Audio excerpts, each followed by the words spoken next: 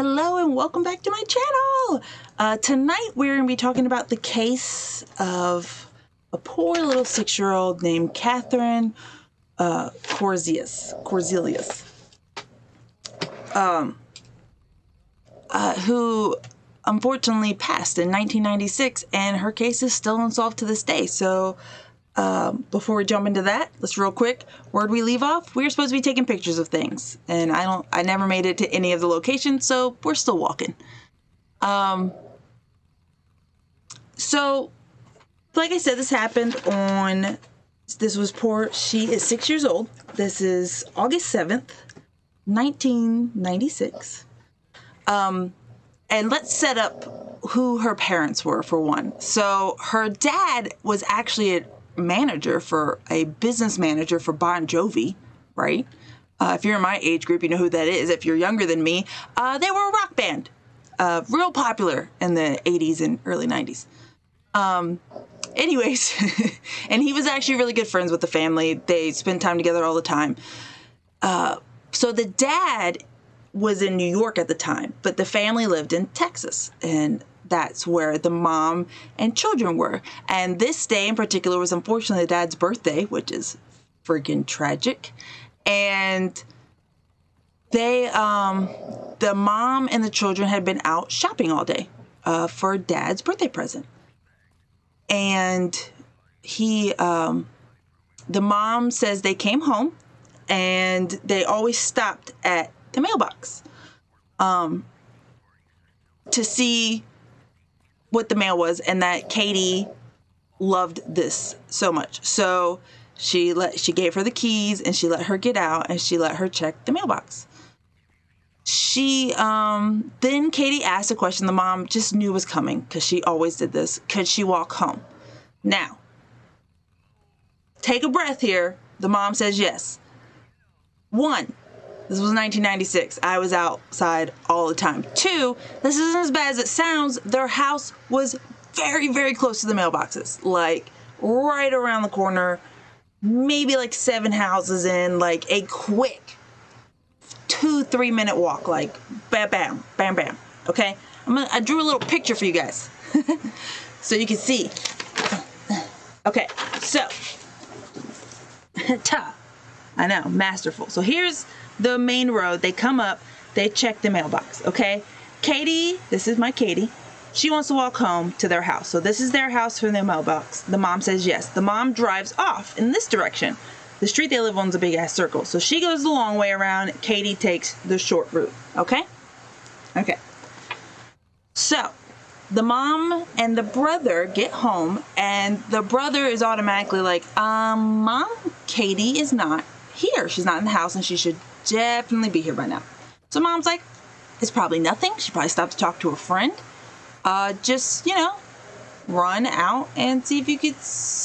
Oh no, does the NCR hate me? Isn't this NCR territory? Who's shooting at me? Oh crap, am I shooting at the NCR right now?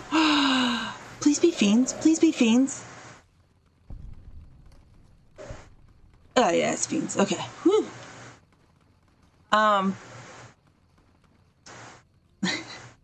So the mom's like, that's probably nothing. She probably stopped by her friend's house and nothing. Just run out and check for her. And so the brother's like, yeah, okay. So he runs out.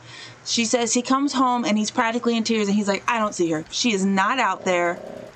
Something's wrong. So the mom's like, okay. She's keeping calm. She's a little panicked in her mind, but she's keeping calm. She's like, we'll go next door. Let's get in the car. Let's go next door. I'm sure she's there. So they get in the car. First she runs right next door, and she knocks on the door, and she asks those children, have they seen Katie? And they're like, no, we haven't seen her at all. Now true panic has set in. So she gets in the car and she starts driving back around the circle to see where she could be. Now, keep this in mind, okay, as we talk about this case. This is where they find her, okay, over here. Now remember, she's supposed to be walking from mailbox to home, okay? So why would she be way up here? But this is where her mom finds her. She is laid out on the hot cement. This was a very, very hot day in Texas. On the hot pavement in the middle of the road. Her mom describes her as having like her hair was smoothed down, her clothes were not tousled in any way, like she looked like she just laid there. But she was unconscious but breathing. So the mom kind of scoops her up, pops her in the car, and drives to the ER. Now, some of you may be like, whoa, you don't move injured bodies. Why wouldn't she have called 911? Well, to be fair, and I'm going to go say this as a mother, I probably would have done the same fucking thing, but she just was like, my kid's not breathing. This ground is scorching hot. You could probably cook a fucking egg on it. She shouldn't be on it at all. And I know how to get to the ER, and I know how to get there fucking fast. So I wasn't going to wait for a ambulance. So touche, mom. Unfortunately, they get to the hospital and they found out Katie has a massive skull fracture, and she is brain dead. So at 11:30 p.m., the family pronounces her dead. And unfortunately, her father, he tried to get an emergency flight, but he didn't even get home till an hour later, which is just so fucking sad. So, unfortunately, she's now dead, and the family wants to know, and officers want to know, what the fuck happened? So let's roll into some theories. Now, first of all, the very first thought in everyone's mind was hit and run. She was a hit and run. Poor child, you know? Very quickly, the ME, the medical examiner, kind of kills this, because he's like, no, while she has a terrible skull fracture in the front, she also has like cuts and bruises, elbows, knees, back, down the back. He's like, she was definitely either thrown out of a moving vehicle or she jumped herself, but she was in motion when she hit that ground, which is probably what caused the skull fracture.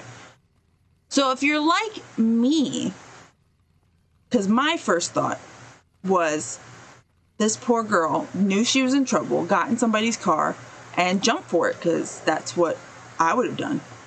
And then but you had to remember she was found neat, like her hair was done right and stuff. I don't think it fully takes away from the whole idea of maybe this is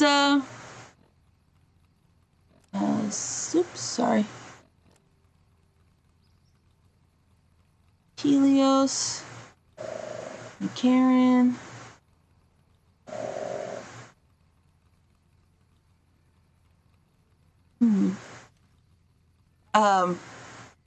But I was definitely suspicious of that. That's what I immediately thought of. The cops kind of go down this road of cars, but in a weirder way. So their first thought was, maybe something fell off of a truck and hit her. But once again, we have to go with, then why was she nowhere near her actual path of home? And why was she scuffed up? That doesn't make any sense. Then they went, well, okay, maybe something didn't fall off a truck and hit her. Maybe a deer hit her. There's some woods there. Which we kind of have to go with again. Why would she be all the way around the cul-de-sac if a deer hit her? It's still not making sense, you know? And I feel like deer would have done way more fucking damage. Like, so much more damage. So they then go with, okay, hear us out. She saw her mom pulling away, decided last minute she didn't want her mom to pull away, so she grabbed onto the back of their Suburban and rode it as far as she could, falling off. Mom didn't notice. That's how, and that was their way of explaining how she got around the cul-de-sac where she wasn't supposed to be. The mom was like, this is dumb. I would have known that. And she hired her own private investigator, and the cops were like, yeah, test this out for us. We're telling you, that's what the fuck happened. The private investigator goes, are y'all dumb? Are you dumb? That didn't make any fucking sense. One, super hot day. Once again, hella hot day. The truck's been out in the sun all day. That truck is hot as balls. There's no way that little girl put her hands on them and held on for any amount of time.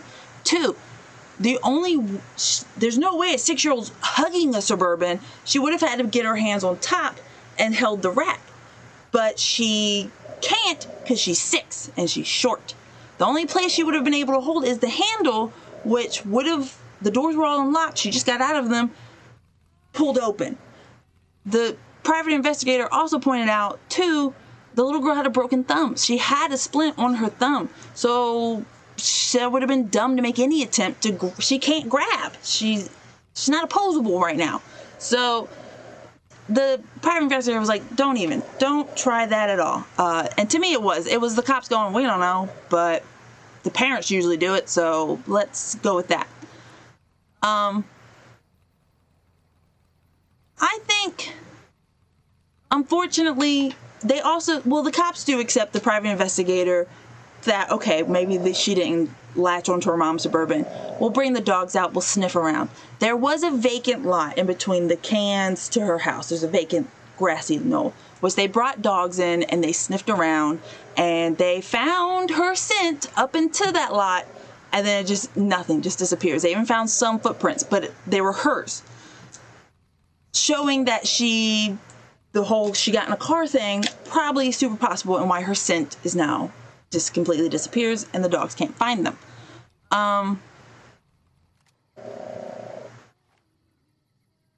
Let me take this picture.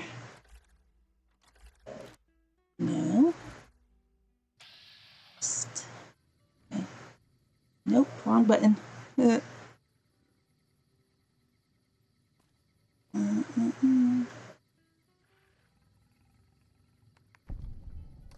I do it? Yes. All right. So unfortunately, that is kind of all they had. That's all they went with. That's it.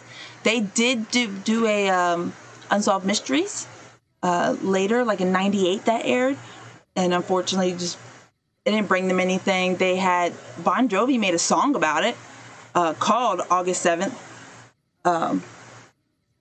and it's a super sad song. But unfortunately, that's just kind of, that's where it ended. Me personally,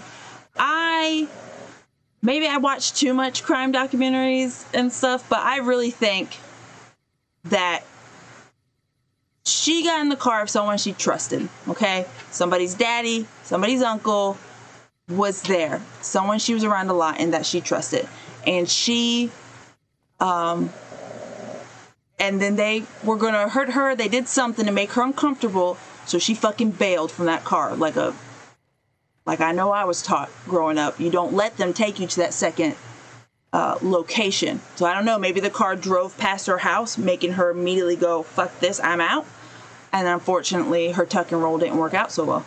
And then that person, knowing her personally, made her look nice, but then left her, maybe made sure any prints and stuff were off of her, and then went fucking home and never said anything and still hasn't said anything. That's my own personal theory. That makes a lot of sense to me. I would hope the cops have this kind of mindset that they just aren't saying, though, because there's a bomb there, fucking A. But they haven't said it because they don't have proof. And these are richer people. You know how that goes. So unfortunately, this one isn't unsolved, and it remains unsolved. And it's really sad how a 6-year-old girl could go missing from like 100 feet from her house and be injured and killed that fast. But thank you for watching. Please hit subscribe, like, comment any cases or weird things you would love to talk about. I'm not just doing true crime, so you got a ghost story, you got anything, please let me know, comment them, and I will be making another video for Friday night. Yes, today's Wednesday, so Friday. Expect one every other day. Just go with that. So thanks, guys. Bye.